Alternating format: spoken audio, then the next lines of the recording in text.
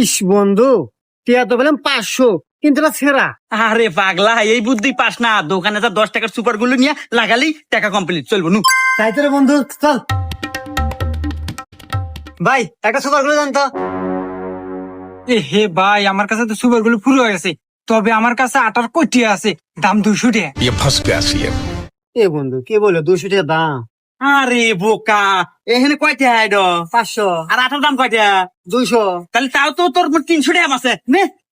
এ ভাই দেন। আচ্ছা ভাই, এই নেন। হাই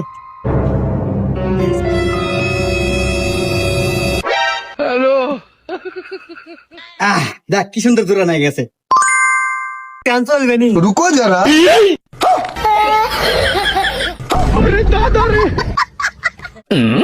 এ ভাই কি হইলো?